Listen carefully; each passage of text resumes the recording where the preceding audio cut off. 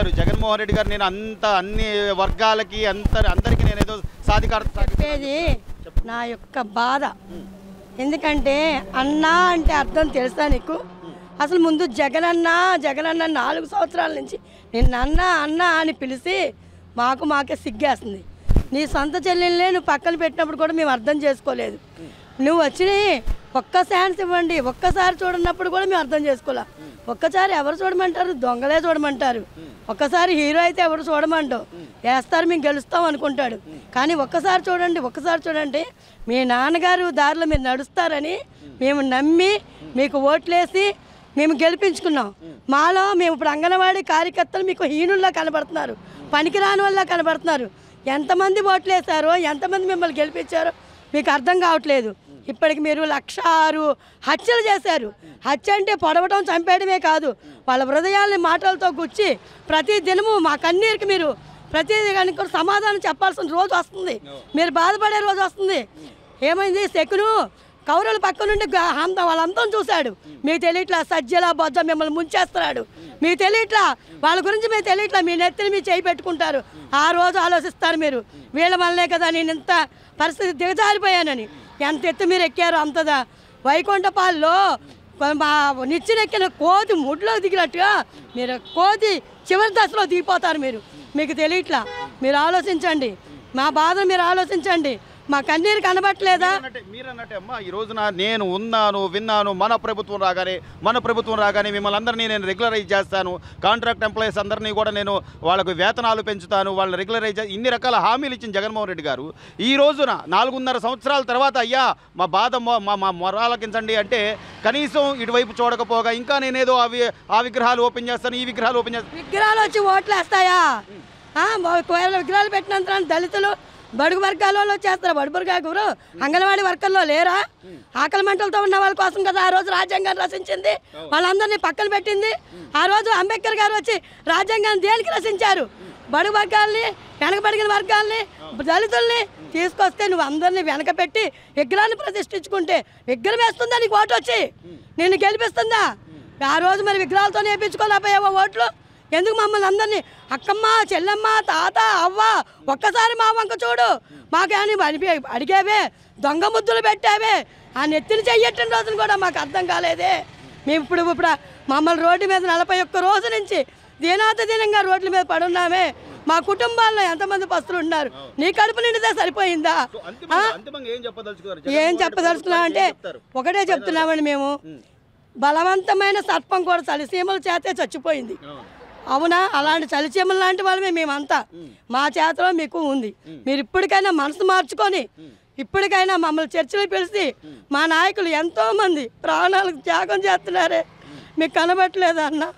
నిన్ను అన్నాన్ని పిలవడానికి కూడా సిగ్గేస్తుంది. ప్రతి ఒక్కరు నేను జగనన్న తప్ప నిన్ను జగననే పిలవరు. అలాంటిది మా కన్నీరు మీకు కనిపించట్లేదా? ఒక్కసారి ఆలోచించి మమ్మల్ని త్వరలో పంపిస్తే నీకు లేదేమో, మా గర్భవతులు, మా బాలింతలు, మా పిల్లలు రోడ్ల మీద తిరుగుతుంటే మేము అల్లాడిపోతున్నాం. వాళ్ళు చూసి వాళ్ళు బరువు తగ్గిపోయారు. మరి ఆ బరువు ఇప్పుడు ఏమైపోయింది? ఆ రోజు ఎత్తునేమైపోయింది?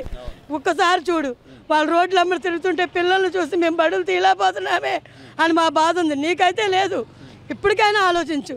నీకు రామాయణం తెలీదా? భారతం తెలీదా? బైబిల్ తెలీదా? ఏం తెలీదు? ఎందుకు ఆ సజ్జల బొజ్జ మాట ఏంట? వాళ్ళు శకులు లాంటి వాళ్ళు నిన్ను ముంచేస్తారని నేను చివరిగా చెప్తున్నా. ఎన్నో చెప్పారు జగన్మోహన్ రెడ్డి గారు ఎన్నికలకు ముందు, నేను విన్నాను, నాకు ఒక్కసారి అవకాశం ఉండే మన ప్రభుత్వం రాగానే ఎన్నో చేస్తారని చెప్పిన జగన్మోహన్ రెడ్డి గారు సుమారు 41 రోజులుగా పిల్లల్ని వదిలేసి ఇంట్లో అంటే భర్తలతో కనీసం మీకు పండగలు లేవు, పబ్బాలు కూడా లేవమ్మా. మొన్న తుఫాను సమయంలో కూడా మీకు సెలవులు లేవు. సో అలాగే మీరు వర్క్ చేసిన నేపథ్యం ఏం చెప్తారు ప్రభుత్వానికి? అందరికీ నమస్కారం అండి. మేము రోడ్డు మీదకి వచ్చింది ఎందుకు అంటే మాకు జీతం సరిపోవట్లేదయ్యా, మా జీతం పెంచుతానని నువ్వు హామీ ఇచ్చావు కాబట్టి మేము రోడ్డు మీదకి వచ్చాం. అయితే మేము రోడ్డు మీదకి వచ్చిన 11 డిమాండ్స్లో ఎవరైనా సరే డిమాండ్స్ అడిగినప్పుడు ఫస్ట్ నుంచి క్లియర్ చేయడానికి ట్రై చేస్తారు.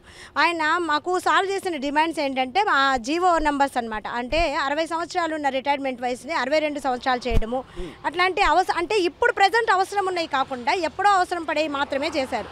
మేము అడుగుతున్నది కనీస వేతనం అయ్యా, డబ్బులు లేక అల్లాడుతున్నాం అని మేము రోడ్డు మీదకి వస్తే ఒక్కొక్కళ్ళు బలిసిందా అంటారు, ఒక్కొక్కళ్ళు వచ్చేసేసి మీరు ఓటర్లు నాకు మీ 1,00,000 ఓట్లు వద్దంటారు. మేము వచ్చిందే మా జీతం కోసం అడుగుతుంటే మమ్మల్ని ఓటర్లుగా చూసే అధికారం మీకు ఎవరికి ఇచ్చారు? మీ ఆలోచన విధానం ఎలా ఉందంటే మేము ఓటర్లు మాత్రమే కనిపిస్తున్నాం. మాలో ఉన్న మా ఇంటి యొక్క పరిస్థితి, మా యొక్క జీవన విధానం అనేది మీకు అవసరం పడట్లేదు. మీరు దాని గురించి ఆలోచించట్లా. అది ఆలోచించి ఉంటే ఈ పాటికి మా కోసము ఇన్ని రోజులు మేము రోడ్డు మీద 41 రోజులు ఉండాల్సిన అవసరం ఉండేది కాదు. అయితే ఇప్పుడు వాళ్ళు ఏం ఆలోచిస్తున్నారు, ఎలాగైనా సరే చాలా రకాల కార్మిక సంఘాలు చేసిన సమ్మెలన్నింటినీ ఎలాగోలా రద్దు ఆపుకోగలిగాము. అయ్యి అంగన్వాడీ వాళ్ళని కూడా ఆపుదామనేది ప్రయత్నం చేస్తున్నారు. కానీ అయ్యా వాళ్ళందరూ ఆపగలిగారేమో, వాళ్ళ జీతాలు ఎక్కువ అయి ఉండొచ్చు, వాళ్ళ జీతాలు వాళ్ళు వేరే అవసరాల కోసం అడుగుండొచ్చు. మేము అడుగుతున్నది కనీస వేతనం. మాకు వచ్చే 11,500 రూపాయల్లో మేము ప్రతి నెల మా సెంటర్కి వచ్చి 8,000 రూపాయల దాకా ఖర్చు పెడుతున్నాం. గర్భిణీ బాలింతలకి ఆహారం వండి పెట్టే విషయంలో కానివ్వండి, స్కూల్కి రెంట్ కట్టే విషయంలో కానీ ప్రతి విషయంలో కూడా మేము ఆ డబ్బులన్నీ దాదాపు 8,000 రూపాయలు దానికే కట్టుబడి ఇస్తున్నాము. ఆ బిల్లులు పాస్ అయ్యి మాకు వచ్చే లోపు మేము అప్పుల పాలైపోతున్నాం. మా జీతాన్ని కొంచెం పెంచితే మా జీవన విధానం కొంచెం మెరుగుపడుతుంది కదయ్యా అని అడుగుతుంటే ఆయనకు ఒక మంచి సలహాదారుడు ఎవరో కానీ అదేమంటే మా జగనన్నకి ఈ విషయాలు ఇప్పటిదాకా తెలియదు అని మాట్లాడుతున్నారు. అది ఎంతవరకు వాస్తవం అంటారు? ఒక ముఖ్యమంత్రి గారికి రాష్ట్రంలో జరుగుతున్న ఏ విషయాలు తెలియకుండా ఉంటాయా? తెలియకుండా ఉండే పరిస్థితిలో రాష్ట్రము ధర్నా చౌక్ వెనకేనమ్మా, అంటే ధర్నా చౌక్ వెనకే ముందర అంబేద్కర్ విగ్రహం స్టాచ్యూని ఓపెన్ చేశారు. ఆయన తెలియకుండా ఉంటుందంట. తెలియకుండా అయితే లేదు సార్, అదే తెలియదు అని మన మంత్రులు చెప్తుంటే మేము వింటున్నాం. అది ఎంతవరకు నిజం చెప్పండి ఒకసారి. ఈ మంత్రులు కూడా సలహా ఇచ్చేవాళ్ళు కూడా మేము ఎట్లాగైనా అంగన్వాడీ వాళ్ళ సమ్మెను అణగదొక్కుతాం అంటున్నారే తప్ప, అయ్యో ఆ అక్క చెల్లెమ్మలు అమ్మలు కూర్చొని రోడ్డు మీద వాళ్ళ జీవన వేతనం కోసం అడుగుతున్నారే, మేము ఎంతో కొంత సహాయం చేసి మా యొక్క ఔదార్యాన్ని చూపిద్దాము, మేము కూడా గొప్పగా ఆలోచన చేద్దామన్న ఆలోచన వాళ్ళకి ఎన్నటికీ కలగలేదు సార్. ఇప్పటిదాకా కూడా కలగలేదంటే ఇంకా నిన్న జరిగిన ఇష్యూ మీరు బాగా చూసుంటారు, అందరు పేపర్స్ మీడియాస్లో వచ్చింది. సుబ్బరామ గారు గజలక్ష్మి గారు ఇద్దరు పడిపోతే వాళ్ళిద్దరిని తీసుకెళ్ళి ఒక ఏమంటారు వస్తువులాగా తీసుకెళ్ళి ఒక హాస్పిటల్ ఈడ్చి బయట తీసుకెళ్లారు. అయితే ఏంటి అంటే మనిషి యొక్క ప్రాణానికి కూడా మీరు విలువట్ల, మీకు అవసరమైంది ఓన్లీ డబ్బు మాత్రమే. ఇక్కడ అంగన్వాడీ వాళ్ళకి జీతాలు పెంచితే ఏమవుతుంది అంటే గవర్నమెంట్ నుంచి కొంత డబ్బు ఖర్చు అవుతుంది, కానీ దానివల్ల జీవన ప్రమాణం కొంత మెరుగుపడే అవకాశం ఉంటుంది. అలా ఆలోచించాలి తప్ప అరే మేము వీళ్ళకి డబ్బులు ఇచ్చేయడం వల్ల ఖజానా ఖాళీ అయిపోతుంది అంటారు ఒకళ్ళు. ఒక ఆయన అంటారు డబ్బులు ఉన్నాయి కానీ మేము ఇవ్వమంటారు. అంటే మీకు ఎందుకంత మా మీద పగో నాకైతే అర్థం కాదు. ఖజానా ఖాళీ అవుద్ది, డబ్బే ప్రాతిపదికన వీళ్ళందరికీ పెంచితే ఏదో ఇబ్బంది అవుద్ది అనుకుంటే ఆ రోజున కరోనా సమయంలో ప్రాణాలకు తెగించి మీరు ఉద్యోగాలు చేశారు.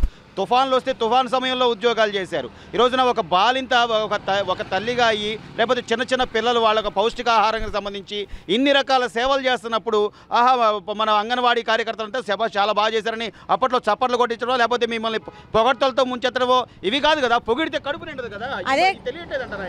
ఆ విషయం ఎందుకు తెలియదు సార్. ఒక సెన్స్తో ఆలోచిస్తే, మనిషి మానవతా దృక్పథంతో ఆలోచిస్తే అన్నీ తెలుస్తాయి.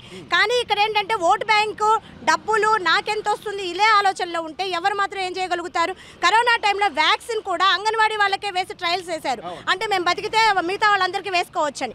మాకు ఫ్రీగా వ్యాక్సిన్ వేసినప్పుడు మేము బతుకుతామా లేదా మమ్మల్ని ట్రయల్ చేసి ఆ తర్వాత సెకండ్ డోస్ వేసేటప్పటికల్లా మాకు వ్యాక్సిన్ రేట్ ఎక్కువైపోయి కొంతమంది బయట వేయించుకునే పరిస్థితి కూడా వచ్చింది. అంటే మమ్మల్ని మీరు ఎలుకల్లాగా లేకపోతే కోతుల్లాగా ప్రయోగశాలలో వాటిలాగా వాడారు. అయినా మేము దానికి సిద్ధపడ్డాం. ఎందుకంటే మేము సేవ చేయడానికి వచ్చాం, మా దేశానికి మేము ఎట్లయినా ఉపయోగపడాలనేదే మా ఆలోచన. కాబట్టి అది మా ఉద్యోగ బాధ్యత. మా ప్రాణాలు పోయినా పర్లేదు అనుకునే వ్యాక్సిన్ వేయించుకున్నాం. దాని యొక్క సైడ్ ఎఫెక్ట్స్ ఈ రోజు కూడా మేము అనుభవిస్తున్నామండి. ఏదో బోన్స్ ప్రాబ్లమ్ ఏదో ఒకటి వచ్చి అలాంటి ప్రాబ్లమ్స్ మాకున్నాయి, అవి కూడా భరిస్తున్నాం. మేము మీకోసం మా జీవితాలు నిజంగా చెప్పాలంటే 11,500తో జీవనం గడవదు అని ప్రభుత్వమే చెప్తుంది. 26,000 రూపాయలు జీవనం కావాలి, 1,000 రూపాయల డబ్బులు కావాలి అనేది విషయం ప్రభుత్వమే చెప్తుంది. కనీస వేతనం, ఆ కనీస వేతనం మేము అడుగుతున్నది కనీస వేతనం. మీరు అంత ఇవ్వగలుగుతారా? ఇవ్వలేరుగా. ఎంతో కొంత ఇచ్చైనా మా యొక్క సమస్యని మీరు చెప్పినట్టు తెలంగాణ కంటే ఒక 1,000 రూపాయలు అధికంగా ఇచ్చి మా సమస్యని సాల్వ్ చేసి ఉంటే మేము రోడ్డు మీద 41 రోజులు కూర్చోం కదా. నిజంగా డబ్బు లేని వ్యక్తి అయితే మరి నిన్నగాక మొన్న సంక్రాంతి సెట్ ఇంటి దగ్గర వేయించుకుని కోట్ల రూపాయలు ఎట్లా ఖర్చు చేస్తారు? లేదా ఇక్కడ విజయవాడ నుంచి తెనాలిలో సభకు రావడానికి ప్రత్యేక హెలికాప్టర్ పెట్టుకుని అన్ని కోట్ల రూపాయలు ఎలా వృధా చేస్తారు? కుటుంబంతో సహా దావోస్ వెళ్ళి ఆయన సెలవులు ఎంజాయ్ చేసడానికి అదంతా కూడా ప్రజాధనమే కదమ్మా. అవును సార్. ఇన్ని పోల్చుకుంటే మీరు అడిగేది పెద్ద మొత్తం అంటారా? మొత్తం అని మీకు నాకు అర్థమవుతుంది సార్. ఈ జనానికి, చూసే జనానికి అర్థమవుతుంది. 41 రోజుల నుంచి ఆడకూతురు ఎందుకు రోడ్డు మీదకి ఎక్కారని ఆలోచించే ప్రతి జనానికి అర్థమవుతుంది. కానీ ఈయన ఏమనుకుంటున్నారంటే ఈ అంగన్వాడీ వాళ్ళ సమ్మెని ఎట్లయినా విచ్ఛిన్నం చేస్తే నేను గెలిచినట్టు అని ఫీల్ అవుతున్నారు. కానీ గెలవడం అంటే అది కాదండి. ఎక్కడ గెలవాలో, ఎక్కడ నెగ్గాలో, ఎక్కడ తగ్గాలో తెలిసిన వాళ్ళు గొప్పవాళ్ళు అవుతారండి. ఆ విషయం ఏంటంటే అంగన్వాడీ వాళ్ళ దగ్గర నేను తక్కువైపోతానని ఎప్పుడు ఆలోచించకండి జగనన్న. మీరు మా జీతం పెంచితే మీ మీద మా అభిమానం పెరుగుతుందే తప్ప ఇంకోటి కాదు. మేము ఈ విషయాన్ని జగనన్నకు చెప్పాలనుకుంటున్నాము. రోడ్డు మీద ఇలా పడేసి మమ్మల్ని ఇట్లానే ఉంచేస్తే ఏమవుతుందంటే కొంతకాలానికి బయట ప్రజానీకానికి మొత్తానికి మీరే ఎక్స్ప్లెయిన్ చేసుకుంటున్నారు. మీ గురించి వ్యతిరేక భావాన్ని మీరే కల్పించుకుంటున్నారు. అంతే తప్ప అది ఆ మాటని మీరే తెలియజేసుకుంటున్నారు. చివరిగా ఈ రోజున అంటే సుమారు 41 రోజులుగా మీ అంగన్వాడీ మహిళలు చేస్తున్న ఈ సమ్మెకు సంబంధించి కానీ, లేదా ప్రభుత్వం తరపున ఆయన గతంలో ప్రతిపక్ష నేతగా ఉన్నప్పుడు ఆయన ఇచ్చిన హామీలు నెరవేర్చలేకపోవడం కానీ, ఇవన్నీ చూస్తుంటే రాష్ట్ర ప్రజలు అంటే కనీసం అంగన్వాడీ మహిళల సమస్యలు కూడా తీర్చలేని వాడు రేపొద్దున మన సమస్యలు తీరుస్తాడా అనే ఆలోచన వస్తుంటారా రాదంటారా? ఎందుకు రాదు సార్. ప్రతి ఉద్యోగి కూడా ఇప్పుడు అదే భావనలో ఉన్నారు. ఎలిమెంటరీ స్కూల్ టీచర్స్ కానీ యూటీఎఫ్ ఈ సంఘాలన్నీ చాలా వాళ్ళు సమ్మెలు చేశారు.